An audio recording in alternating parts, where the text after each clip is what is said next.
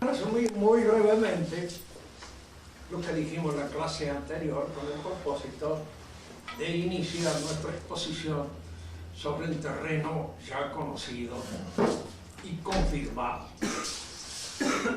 Hablamos de la necesidad de una opción espiritual que hoy se le presenta, indudablemente al católico, frente a la situación que padece la Iglesia. Frente a esta influencia del modernismo en la enseñanza misma de la Iglesia, en los ritos, en la teología, convenía, diríamos, para evitar las imprecisiones que surgen de las fluctuaciones provocadas por el modernismo, afincarse en lo que ha dado resultado con una larga práctica.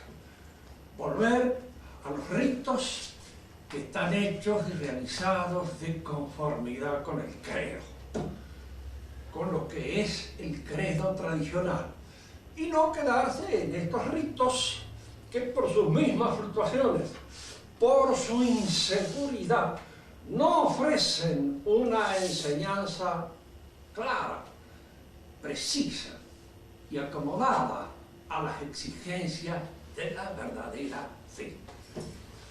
Por eso convenía, frente a estas cosas, obedezco a las autoridades de la Iglesia y entro en las fluctuaciones provocadas por la incidencia en la Iglesia del modernismo, o me afirmo aquello que es seguro, que ha sido transmitido por el magisterio tradicional con perfecta seguridad. Este es, diríamos así, el carácter de la posibilidad de elegir entre una cosa u otra. Decíamos nosotros que la obediencia nos parece una virtud efectiva. Lo es. Pero es una virtud que está supeditada a la prudencia. No es una virtud que sustituya a la prudencia, sino que la completa, la integra, y de alguna manera está subordinado a ella. Se dice que la prudencia es la obediencia honesta a las órdenes del superior en la jurisdicción que le es propia. Para que esta obediencia sea honesta, el superior debe, primero, conservar su jurisdicción, estar en la jurisdicción que le corresponde. Y en segundo lugar, no invadir un terreno que no es el propio e ir más allá de aquella misión que en su jurisdicción le corresponde. Nosotros debemos obediencia al Papa, incluso le debemos reconocimiento y lo reconocemos efectivamente, pero es indudable que no lo podemos seguir en algo que en sí mismo trae como consecuencia casi inevitable la pérdida de la precisión en todos aquellos ritos que transmiten los sacramentos, que son los que configuran la gracia, causa formal de la religión y de la Iglesia. Esto es, en breve síntesis, lo que decíamos en la clase anterior. Y al mismo tiempo solicitamos esta atención que corresponde a los ritos, de los cuales el más importante y el principal de todos es la misa. Esa seguridad en la misa la da la misa que ha cumplido siglos de orden, siglos en la transmisión de la Iglesia. Y en los demás ritos que también han sufrido una serie de incidencias que no aseguran ni su claridad ni su precisión.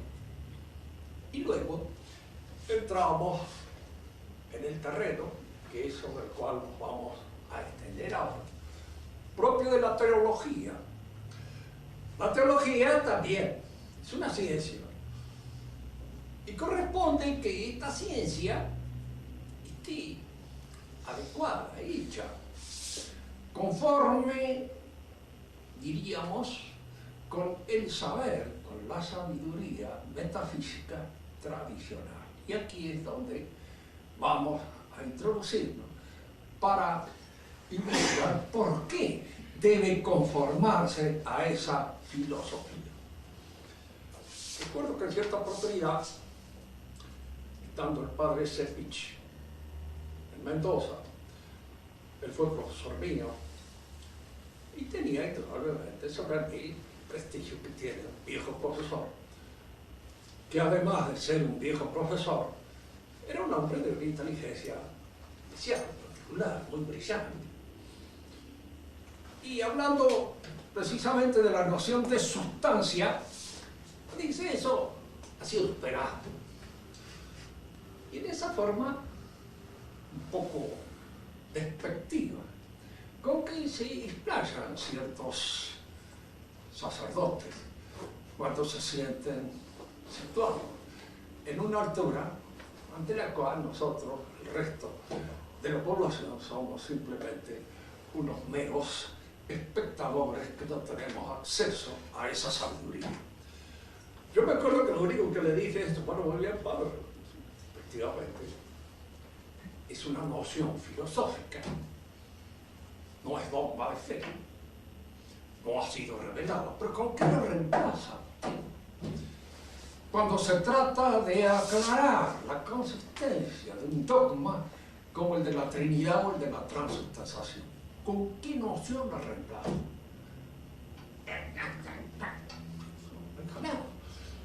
No, absolutamente, ni me dio a entender de que eso podía ser reemplazado con alguna noción que era más adecuada, mejor ubicada en el contexto sapiencial de la teología para reemplazar la noción de sustancia. Convenía indicar esto pura y simplemente con el objeto de decir, cuando una sabiduría ha cumplido en el curso de la historia de la Iglesia toda una cadena de siglos, no es fácil reemplazarla, salir al encuentro con algunas novedades por el hecho puro y simple de que estas novedades son up to date, están al día, vienen, diríamos así, de algún modo, del acomodo con el mundo. Vamos a entrar a hablar un poco más de lo que es la teología para acercarnos a estas nociones fundamentales. La teología es una ciencia. Y la ciencia, nosotros la definiremos de conformidad como lo hacía Santo Tomás, que es propio del sapiens, ordenar. Es decir, la ciencia es algo que se refiere fundamentalmente a un orden inteligible. Orden que puede estar dado en la realidad, u orden que el hombre constituye, realiza en algunos aspectos de esa variada y compleja realidad. Cuando el orden es descubierto en la realidad, en la naturaleza de las cosas, se dice que la ciencia es especulativa o teórica. Los griegos usaron el término teórico para indicar este tipo de ciencia, este tipo de saber, en que la estructura inteligible era descubierto en la realidad de las cosas. Así, por ejemplo, cómo circula la sangre en el cuerpo humano es, y lo hace de conformidad con un orden que está impuesto en la naturaleza. La ciencia que estudia entonces la circulación de la sangre es una ciencia teórica, pues una ciencia especulativa. Fíjense que el término teórico en griego tiene una raíz muy significativa que es teo. Significa algo que ha sido hecho por Dios, por los dioses, por los que presiden el orden mismo del universo. Es un orden que el hombre descubre en la realidad y que lo descubre como procediendo. Este orden de la divinidad misma, de Dios. Esto es fundamental. Existen otros órdenes que el hombre realiza por sí mismo. Supongamos el orden de nuestra conducta práctica, que debe ser realizado y que constituye precisamente eso que los marxistas han impuesto a la moda de todo el mundo, la praxis. La praxis es el ordenamiento de los actos libres, con el propósito de alcanzar una finalidad, un determinado objetivo. Para alcanzar una finalidad o un determinado objetivo, el hombre tiene que dominarse. Es decir, tiene que imprimir a la conducta un sello racional que se constituye sobre eso que llamamos las virtudes. Dicen que las virtudes gozan de una propaganda adversa en la actualidad. Se supone a veces, como decía Anatole France, refiriéndose a las que se ganaban el premio de virtud en un momento determinado. Las virtudes parece que son como las aves de rapiña, dice, solo habitan en la ruina. De alguna manera constituían entonces un elemento, diríamos así, del eslavo. Pero era una falsa noción de virtud. La virtud significa una fuerza propia del espíritu, que se inserta en los movimientos del ánimo o del psiquismo inferior para ordenarlo y llevarlos al cumplimiento de un designio que nace de la inteligencia y de la voluntad. Dicen que necesita virtudes tanto el que organiza un asalto a un banco como aquel que se propone alcanzar el reino de los cielos. Necesita la virtud. No pueden distraerse como consecuencia de una mala ordenación de las inclinaciones apetitivas. Si el que está saltando a un banco se distrae porque pasa una chica demasiado linda, indudablemente puede perder la posibilidad de lograr su objetivo. De manera que tiene que dominar esos movimientos del ánimo si quiere alcanzar aquel propósito para el cual organiza su conducta. La virtud siempre es algo que pertenece, diríamos así, a la constitución anímica del hombre racional, porque es el lugar en donde la razón asume la dirección del apetito y lo ordena hacia aquellos objetivos que la razón se propone. Pueden ser buenos, pueden ser malos. En este momento no nos interesa tal cosa. Nos interesa la fuerza espiritual que es requerida para poder dominar y lograr el ordenamiento de esas apetencias. Y este ordenamiento de las apetencias nuestras, por la influencia que ejerce sobre ella la razón, la inteligencia, se llama precisamente orden práctico, praxis. Fíjense que la praxis entra todo lo que pertenece a la moral, tanto personal como familiar, como política. El orden político es un orden práctico. Ya veremos a ver cómo no es absolutamente y totalmente un orden práctico, porque hay elementos poéticos que entran también en la composición del orden político, como los hay también en nuestra conducta. ¿Cuántas veces nosotros, para vencer una mala inclinación, hacemos una serie de movimientos, de actos, de tareas o de faenas que son el resultado tal vez de una, diríamos, ordenación poética, técnica, para evitar caer en tentaciones? Leo, me distraigo, salgo, voy a escuchar amigos que son un poco más edificantes que otros.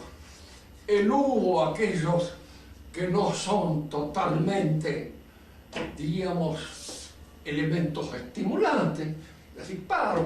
Entonces ando en una serie de situaciones que me permiten eludir el encuentro con mis propias habilidades por medio de una serie de movimientos, de subterfugios que la razón poética inventa. El orden práctico es asistido, sí, por lo que podríamos llamar las técnicas o los órdenes poéticos. Y aquí es donde entramos en estas otras ciencias que se llaman poéticas en griego. No hay traducción. Uno le llama productivas, otro le llaman fácticas. De cualquier modo, en castellano, cualquiera de las traducciones que nosotros encontramos puede producir equívoco.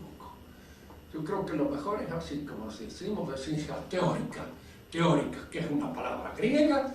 Podemos emplear la palabra poética para indicar este tipo de ordenamiento de las cosas o de nosotros mismos, con orden o en la disposición de poder realizar una vida más cómoda, más bella, más, diríamos, útil y buena.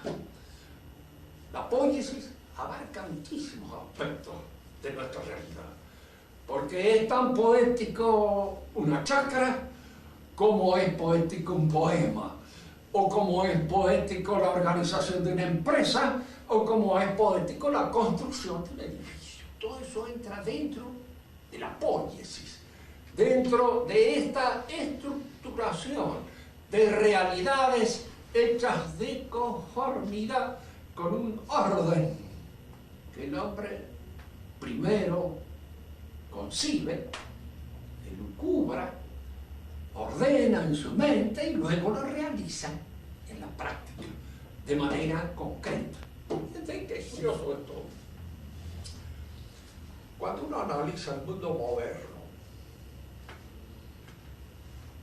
y lo estudia así en un sentido más profundo, empleando, si ustedes quieren, para ingresar en la historia todos los requisitos propios de la filosofía, uno se da cuenta que hay un cambio fundamental en la concepción del universo a partir del mundo antiguo y del cristianismo con el mundo moderno. Para el cristiano había un mundo que estaba hecho por Dios, en el cual el hombre ingresaba. Lógicamente, el conocimiento de ese mundo hecho por Dios, de ese mundo que es la obra del Creador, el conocimiento era tarea teórica, porque se trataba de comprender un ordenamiento que tenía origen divino. El hombre moderno es fundamentalmente demiúrgico, es decir, es fundamentalmente un hombre que concibe la realidad como poiesis, no como teoría. El mundo es lo que el hombre hace, lo que el hombre organiza, lo que el hombre construye, sea en la interioridad del conocimiento, adjudicándole la inteligibilidad, la razón, que no depende ya de Dios, sino del hombre mismo, que la pone en el acto de conocer. O sea, porque toda la faena de su actividad en el mundo se le presenta como una obra de transformación de la realidad y por ende al mismo tiempo de transformación del hombre mismo.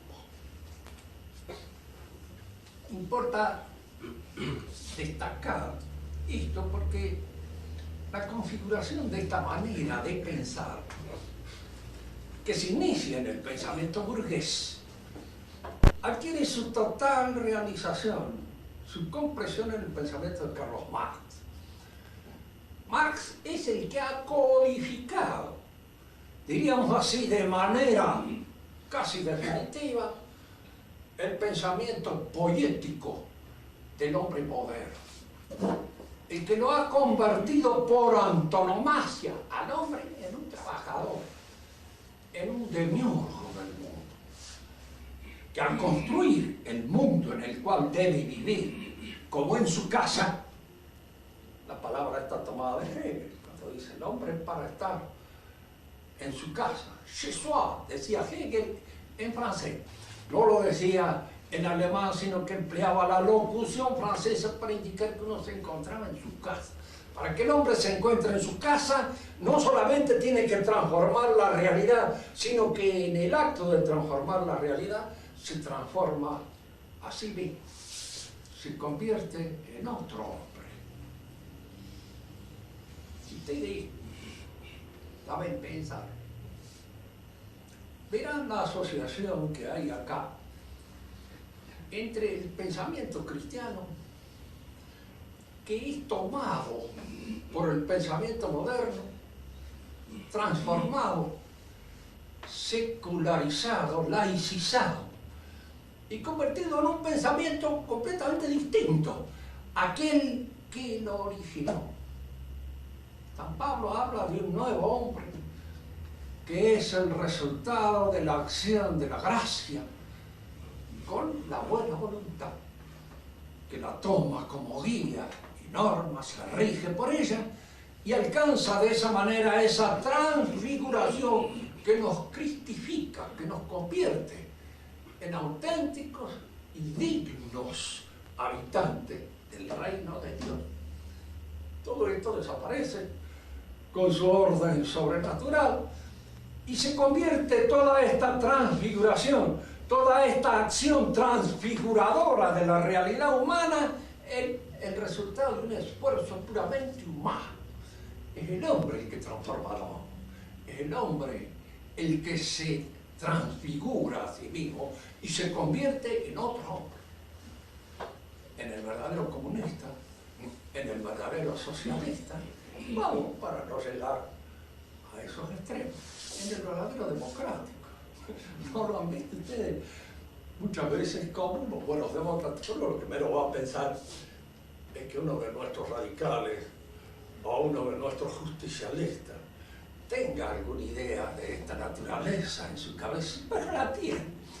Dentro de la modestia del conjunto y de la cierta ineptitud intelectual dentro de la cual opera, él cree. Y por ahí dice, por ejemplo, de los que han perdido, dirá, todavía el país no ha aprendido la democracia. Cuando aprenda la verdadera lección de la democracia, entonces ganaremos nosotros, que somos los auténticos representantes de la democracia y aquellos que representamos esto. Acá lo que interesa destacar es esto, es el democrático. Indudablemente es una figura que aparece como un modelo en función del cual se rige la acción de estos hombres y que se va buscando transformar al hombre en ese modelo.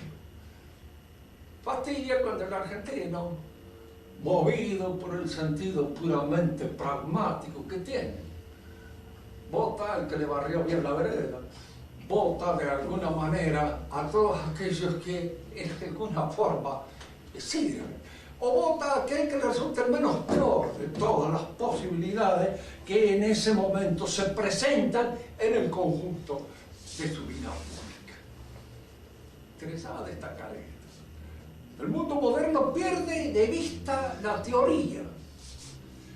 No hay más teoría para el hombre moderno. Hay poiesis. La organización del mundo se hace en función de esta faena poética que el hombre realiza sobre la realidad.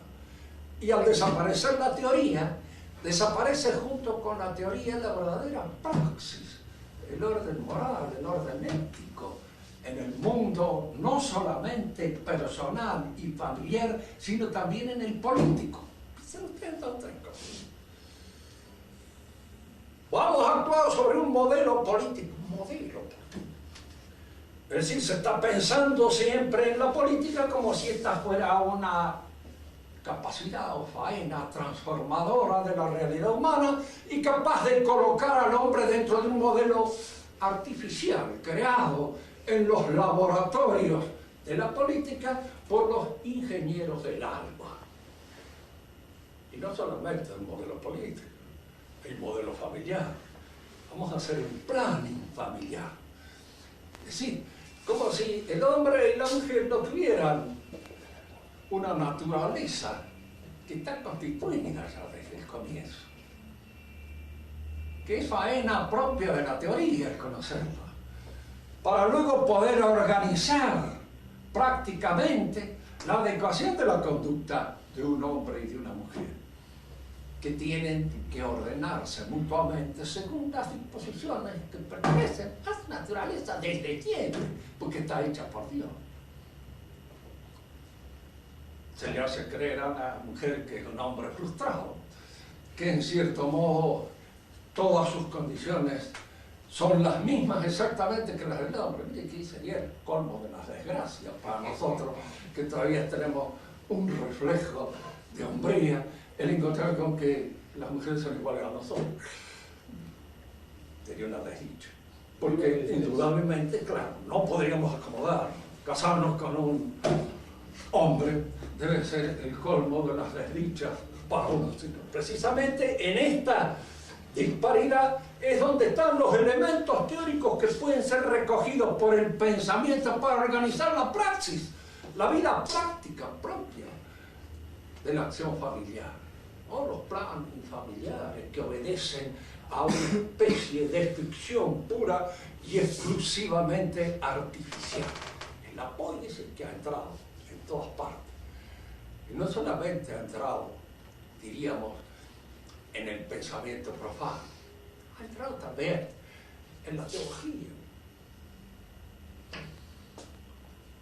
¿Qué es la pretensión de unir a todas las religiones, o todos los conatos de religión? Porque religión hay una. Si es ese contrato de adhesión que Dios ha firmado con el hombre, ese contrato no puede ser sino uno. Que si no, Dios nos hubiera hecho a nosotros un chiste lamentable. Las otras no son religiones en cuanto se las examina. El judaísmo, porque carece de la adhesión a Cristo, que viene a coronar el esfuerzo revelado que se inicia con Abraham y culmina con Cristo. El mahometanismo, porque es un retorno vindicativo y rencoroso a un judaísmo simplificado. Y no es otra cosa. Hay que examinarlo, verlo. Y las religiones paganas, que son una mezcla de la religión primitiva, con ciertas incidencias a veces diabólicas claramente denotadas dentro de ella, y que no constituyen todavía el acervo auténtico de la religión.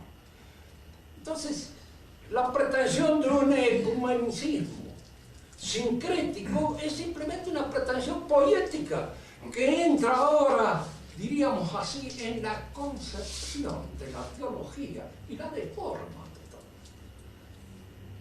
Porque le quita su constitución cabal y terminada.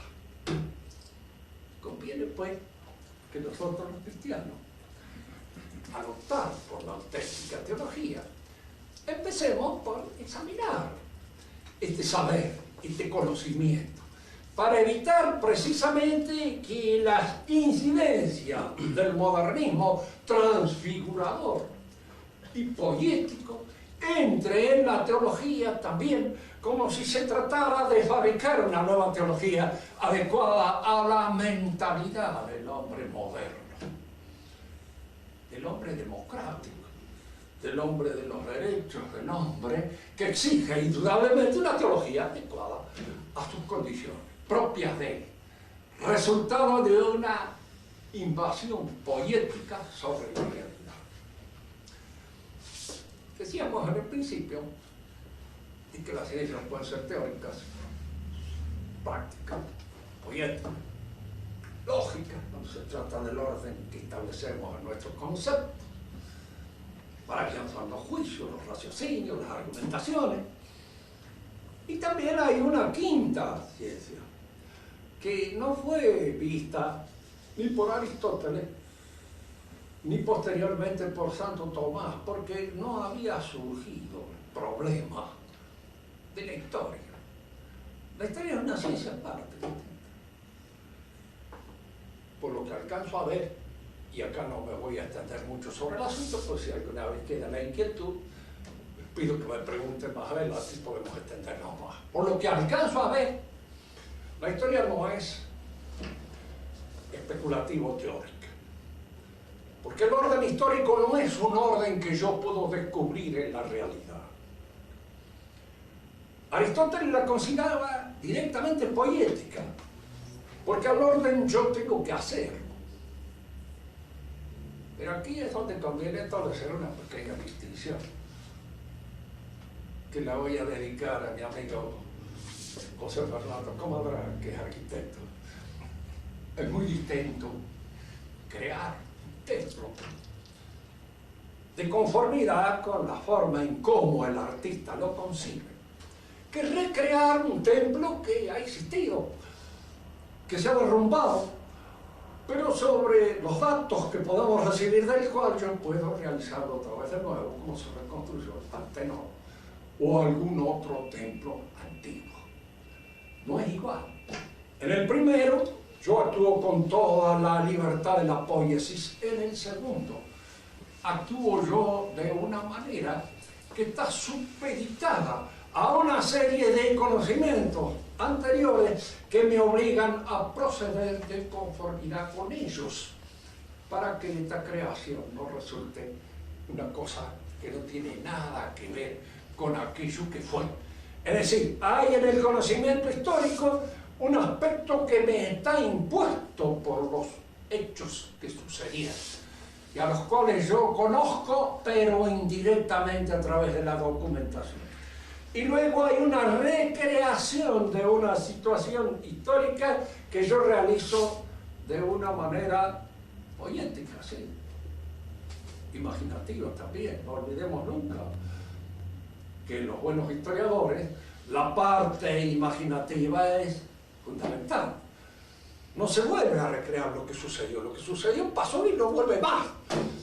Pero lo que yo recreo en función de aquello que conozco es algo para que aquel que me lea, de alguna manera, también, a su vez, recree esa misma situación que yo le ofrezco. Pero esto es, en parte, poético y en parte, diríamos, fundado en conocimientos que me permiten obrar no con la absoluta libertad del poeta, sino con una libertad limitada por los conocimientos anteriores. ¿De qué modo? Entremos en lo que nos interesa. La teología se dice que es un conocimiento teórico, fundamentalmente, pero también al mismo tiempo práctico. Tratemos de ver por qué puede un conocimiento ser teórico y al mismo tiempo práctico. Veamos un ejemplo tradicional.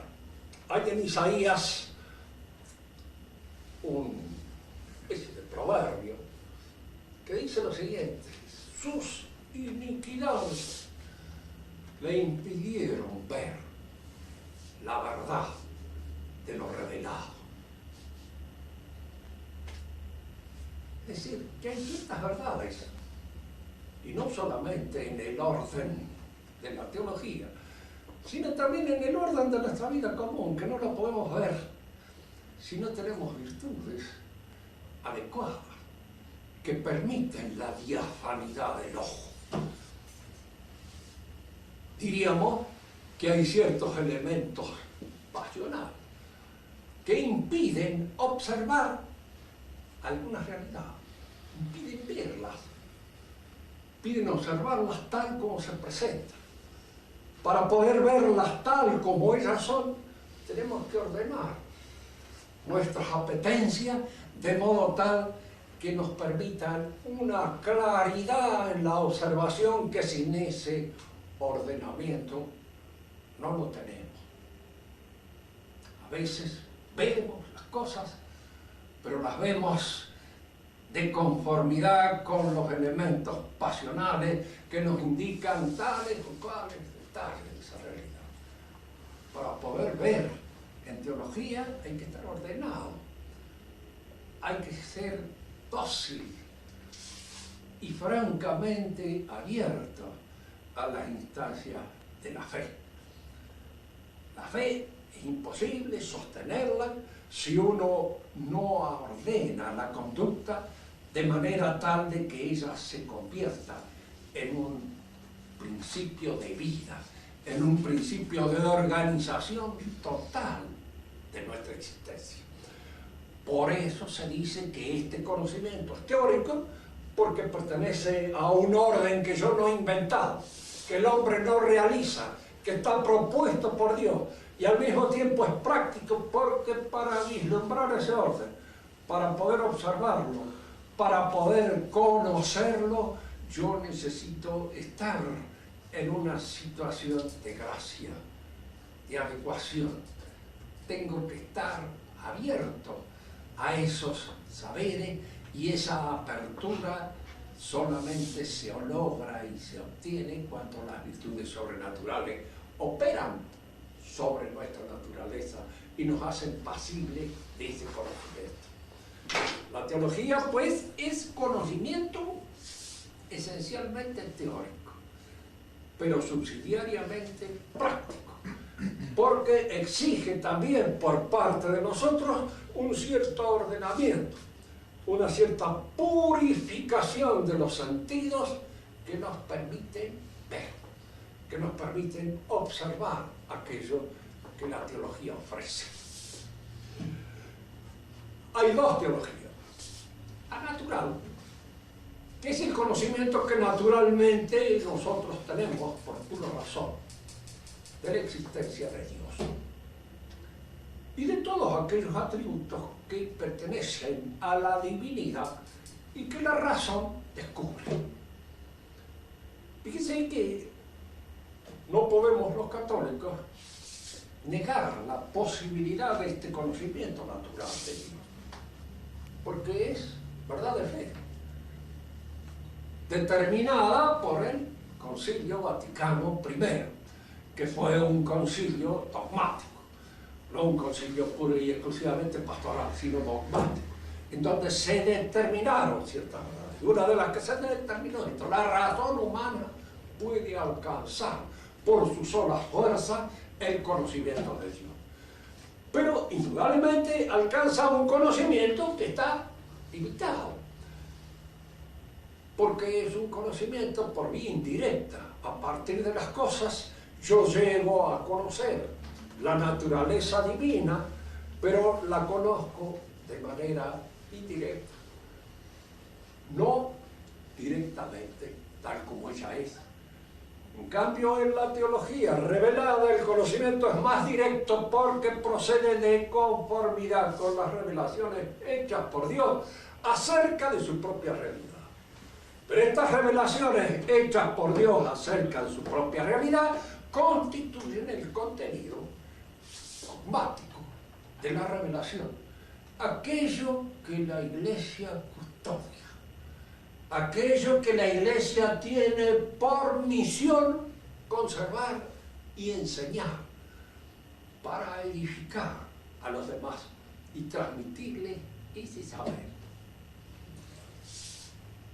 Lo que constituye el objeto formal, la formalidad propia, el orden inteligible que considera la teología es lo que ha sido revelado por Dios y forma la base de todos los dogmas que la Iglesia, diríamos, custodia. Esto es fundamental. Cuando uno habla de ciencia, se habla en primer lugar de ese orden que la ciencia descubre, que constituye su formalidad propia, lo que técnicamente se llama el objeto formal. ¿Cuánto? Dicen los estudiantes. Es decir, que el objeto formal terminativo, allí donde termina el saber. Tomemos un ejemplo claro para que no nos confundamos. El cuerpo humano puede ser estudiado como objeto material por la fisiología o por la anatomía. ¿En qué se distingue la fisiología de la anatomía?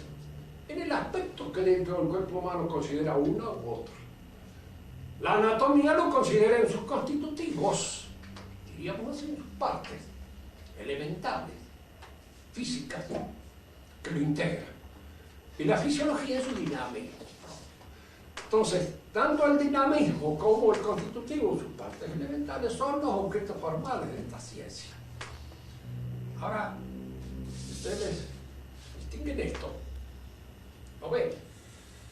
Advertirán al mismo tiempo que ese objeto formal que la ciencia aprecia en una realidad material determinada es iluminado por una luz, es hecho ver por una luz determinada. No vayan a creer que acá entramos en una teoría lumínica de tipo masónico. Que hay algo mucho más simple, sencillo. Si nosotros discutimos sobre si un animal tiene 4 patas o 2 patas, la discusión culmina en la observación del animal. ¿A qué luz descubro yo que tiene 2 patas o patas? A luz natural, simplemente. ¿Lo ven? Que puede ser prolongada por un instrumento. En fin, el microscopio, el telescopio son prolongaciones de la vista, normal. Pero si yo digo, por ejemplo, que todos los radios de una circunferencia son iguales, necesito ir a medirlos uno por uno.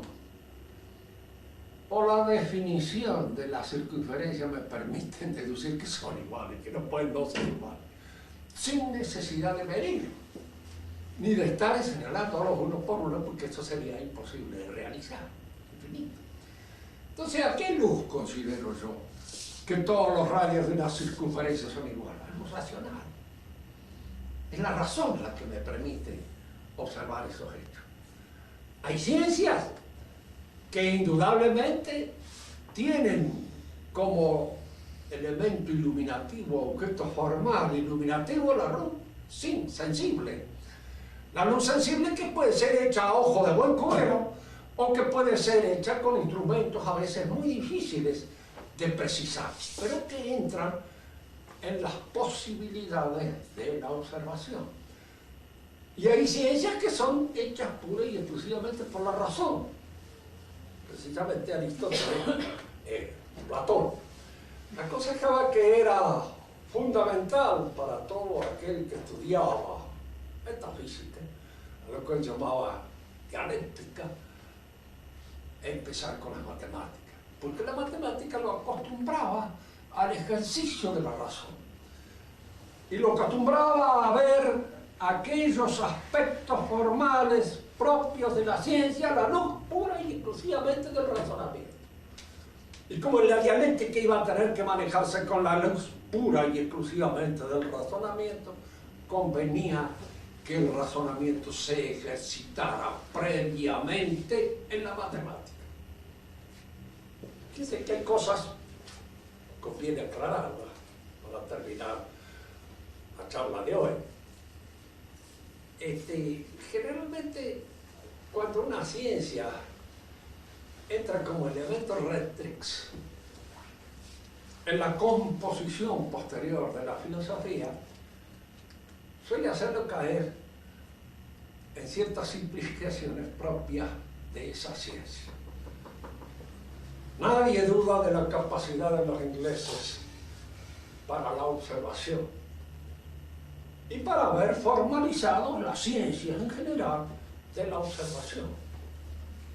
Pero cuando han entrado en el terreno de la metafísica, han llevado a la metafísica estas propias formas de concebir que son las de la observación sensible. Uno tropieza a veces en un pensador que tiene su capacidad, como puede ser Ockham, que indudablemente cuando examina el ente como tal, no puede de ninguna manera perder de vista al ente como cosa física, como realidad física determinada, y no entra en las dificultades de un análisis, de una distinción en la estructura del ente que le permitiría haber alcanzado un grado de desarrollo más completo en sus conocimientos de la ontología o de la metafísica. No tiene. Y la pregunta que nosotros nos hacemos ahora, y es importante que se tenga todo esto cuando uno entra en el terreno de la teología. Importante, fíjense que muchas veces uno saca verdades teológicas a partir de ciertas verdades universales, de ciertas premisas de tipo metafísico o de tipo simplemente del conocimiento común, vulgar. Todo hombre es mortal. Cristo era hombre, luego Cristo es mortal. Y cierto, era mortal, murió bajo el poder de Poncio Pilato. Yo tengo una verdad teológica a partir de una verdad universal de carácter antropológico o filosófico, si ustedes quieren, como quieran llamarlo. Puedo al revés partir de una verdad teológica. El hombre está hecho a imagen y semejanza de Dios y llegar a la conclusión mormónica de que Dios es un hombre. Y que sí, los mormones consideran que Dios es un hombre. Y que está precisamente, no sé en qué planeta, momentáneamente, porque a veces cambian de planeta, según las informaciones nuevas que pueden haber recibido. Pero es un hombre que vive en un planeta determinado, un hombre, por supuesto, todopoderoso, etcétera, etcétera, pero un hombre. Porque toman la semejanza como un elemento de semejanza física. Es decir, carecen de educación y de formación metafísica, que es lo que les permitiría comprender que la semejanza con la realidad divina no puede ser de ninguna manera física, sino metafísica, sino precisamente a través de la inteligencia y de la voluntad. Este tipo de conclusiones a veces se hacen, por ejemplo, para los musulmanes. La omnipotencia divina es tal que puede hacer que un pecado no sea pecado, o que un círculo cuadrado exista. Cosa, diríamos, que entre nosotros, los católicos, con todo el amor y el conocimiento que sentimos por la omnipotencia divina, sabemos que no, eso no puede ser. ¿Por qué? Porque la omnipotencia divina es una omnipotencia inteligente, no imbécil, no estúpida. Es una omnipotencia en donde precisamente el elemento del querer, la voluntad, está iluminado por la inteligencia, que no falla. Y entonces no puede querer absolutamente ninguna cosa que no sea profunda y hondamente inteligente. No puede darse, porque no puede haber en su propia naturaleza esa contradicción entre la voluntad y la inteligencia, que nosotros la hemos heredado en alguna medida cuando se dice que somos hechos imagen y semejanza de Dios. Es importante entonces concebir o tener en cuenta cuál puede ser la filosofía que nos permita introducirnos en el conocimiento teológico con ciertas posibilidades de aclarar el contenido de los misterios. La Iglesia siempre tuvo al doctor Angélico como doctor común de la Iglesia, Santo Tomás, que de alguna manera es el que reivindicó el pensamiento realista de Aristóteles y lo llevó a su punto culminante. Podemos reemplazarla por otra.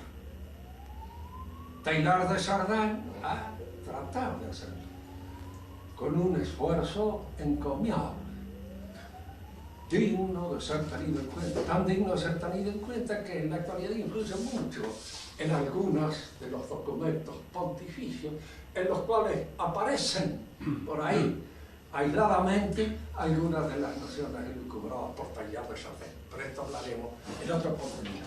Ahora quedan ustedes dueños de la palabra para preguntarme algo que les permita aclarar lo que hemos dicho. Haga Newton toda la voz que tiene. Bueno, le hago una pregunta. No tengo toda la voz que podría tener. ¿En qué momento se da de manera clara, digamos, y en qué personaje ese paso de la teoría a la poiesis? De la teoría de la poiesis. Bueno, los momentos hay que señalarlos siempre en la historia de una manera gradual y transitoria. ¿No es cierto? Por ejemplo, nosotros podemos señalar un momento. Galileo, en su discusión con la Iglesia, una discusión profunda, que tiene raíces teológicas. No es pura y exclusivamente puro sabor. Dice Galileo y que la Iglesia hubo un imbécil por ahí que dijo que no, que se va a mover. No. La cuestión es que Galileo concibe el universo mundo como un mecanismo. Como un mecanismo. Si el universo es un mecanismo, no queda lugar para la providencia. Yo con conocer el mecanismo y las leyes regulares que lo regulan, basta. ¿Qué necesidad tengo de imaginar que el universo está sostenido por una inteligencia y por una voluntad viviente? Que lo hacen otra cosa, no un mecanismo. ¿A qué sería parecido dentro de la visión tradicional del mundo el universo? A un discurso, a un poema que está recitando el Aeda, el que discurre, y lo está sosteniendo, sí, de acuerdo con las leyes sintácticas y lógicas que rigen el discurso, pero de una manera viviente, de manera que puede alterarlo en un momento determinado si le da gana. El mundo de Galileo no daba lugar a la providencia. Y él mismo admitía que todos los conocimientos propios de la religión eran, dicho sea de forma vulgar, pensaje. Y los que realmente conocían el aparato del mundo, el mecanismo del universo, podían prescindir de esos conocimientos. En Galileo ya apunta ya de alguna manera este paso, porque, fíjese, si el mundo es un mecanismo que está regido por leyes rigurosas de carácter matemático, el mundo es un matema, es una cosa matemática, que la matemática puede penetrar en ella. Era un retorno, diríamos así, al pitagorismo. Pero la matemática es una ciencia que está hecha y formulada por el hombre mismo. Cuando Kant examine de conformidad con lo que él aprendió en Newton, este mecanismo del universo, él va a deducir de aquí, de que este mecanismo es una cosa creada por la inteligencia humana. ¿Qué es el universo en sí, prescindiendo del conocimiento que tenemos nosotros? Pero el universo que conocemos es este mecanismo. Y este mecanismo es la proyección de nuestra inteligencia. Fíjense que el paso ya de Galileo a Kant a través de Newton, esta configuración poética del mundo asume una decidida visión. Tenía que venir Marx y decir, sí, entonces, si efectivamente nosotros somos capaces de configurar la realidad y de hacerla a nuestra imagen y semejanza, y crear en la realidad nuestra morada, y crearnos a nosotros mismos, porque toda la realidad es plástica, como una materia. Fíjense que la idea que él tiene de materia no es una idea grosera, imbécil. Materia es lo transformable. Y de acuerdo con la visión que tiene, lo transformable es todo. Porque todo puede ser transformado por la voluntad humana. Por eso todo es materia. Y en alguna manera esto coincide con el pensamiento clásico. Porque para Aristóteles, la inteligencia humana también es materia en alguna manera. Es materia in qua de una información determinada. Ahora, Marx lleva esto a una proyección mucho más universal y al mismo tiempo menos distinguida menos sutilmente conocida. En Aristóteles la idea de materia es compleja, pero está muy bien distinguida en los distintos aspectos en que la materia se presenta. Y el mar no, el mar, toda la realidad es materia. Y es materia porque toda la realidad es transformable. Y es el resultado, diríamos así, de la actividad biológica del hombre. Allí es donde culmina este pensamiento. Pero usted lo ve a través de todos los pensadores que van con anticipación desde Galileo antes. Porque todo esto empieza con los teólogos. Y usted me dirá, bueno, pero dígame, señáleme un teólogo en el cual hay una caída de lo teórico en beneficio de lo poético. Todos aquellos que han puesto la voluntad de Dios sobre su inteligencia. ¿Por qué? Porque entonces han hecho del universo el antojo, el capricho de la realidad, incluso de la salvación. Dice Lutero, en Calvino, ¿quién se salva? Que Dios quiere. La dictadura divina, pum, está impuesta allí y se salva. Es cierto que se salva que Dios quiere, no cabe ninguna duda, es verdad. Pero hay la posibilidad de intervenir coadyuvantemente en esa salvación. Podemos con nuestros méritos contribuirla, claro. Pero eso está una voluntad absoluta, divina, que obra dictatorialmente y tiránicamente sobre el universo es reemplazada posteriormente por la voluntad humana. Y por una voluntad que obra también sobre el universo de manera transformadora. Generalmente todos estos movimientos empiezan con un error en teología y luego se expanden al terreno de la filosofía y entran posteriormente en el terreno de la práctica política, de la práctica familiar y de la práctica. Por eso conviene siempre, fundamental, mantener claro los principios que sirven para nuestra acción y para nuestro pensamiento. Y en Descartes se da de manera clara la cosa. El cartesianismo es el que le pone cierta Claro, carta de ciudadanía al asunto. La guía que tenemos es Cristo. A través de la iglesia no tenemos otra guía en este mundo. Usted todos los días lee el Evangelio de San Juan. Siempre conviene leerlo y releerlo porque es allí donde está. En el principio era el verbo la luz. La luz luce en las tinieblas. Conviene leerlo y repensarlo siempre porque sí, no hay otra. Si eso no tiene sentido, bueno, ya. Yo diría como era una canción que se cantó hace mucho, por 4 días locos, ¿cómo vamos a vivir? Hagamos lo que se nos dé la gana. O la cosa tiene su sentido a la luz del cristianismo, o es muy difícil descubrir el sentido. ¿Qué otro sentido tiene? Es muy difícil porque no hay. Nosotros tenemos esa luz que nos permite guiarnos en las tinieblas y no debemos permitir que se oscurezca. Una cosa, Porque entonces entramos en la confusión. hay algo que yo no lo entiendo, no me calza mi academia. Bueno, Hay algo que no me calza dentro de lo que estamos hablando.